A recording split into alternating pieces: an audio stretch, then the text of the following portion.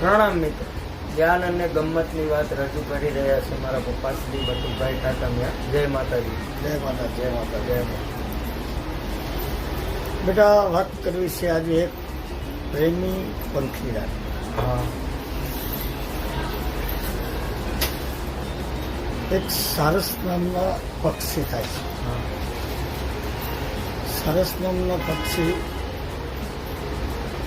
એક જગાએ એક પક્ષી પીએ ને એટલું પાણી હતું હા અને એ પાણીની બાજુમાં બે પક્ષી મરી ગયેલા પડ્યા. એટલે ત્યાંથી બે કવિ નીકળે છે. હા એટલે કવિ કહે છે કે ભાઈ આ દ્રશ્ય કેવું છે, જો તો પક્ષી મરી કેમ જાય છે. તો બીજા પક્ષીએ કીધું કે આ તરસા મરી ગયા છે. તો કે જો તરસા મરી ગયા હોય તો પાણી તો આમાં છે. હા બરાબર.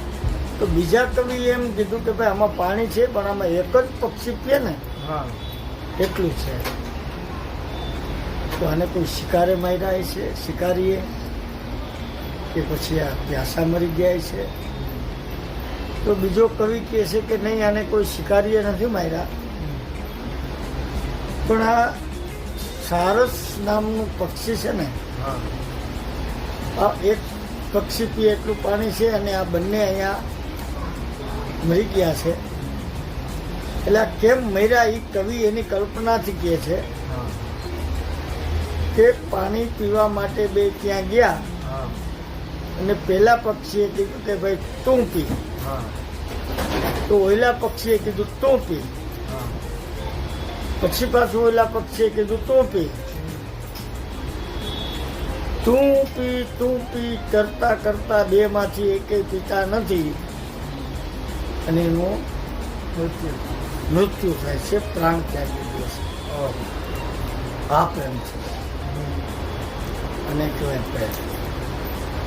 તો મિત્રો, આ વાતનો મંતવ્ય એ છે કે પ્રેમ પ્રેમ પ્રેમનો અર્થ એક કહેવત છે, પ્રેમ પ્રેમ સબ કોઈ કહે, પ્રેમ જાને ન કોઈ, પ્રેમ જાને જગત તો જુદા રહે ના કોઈ.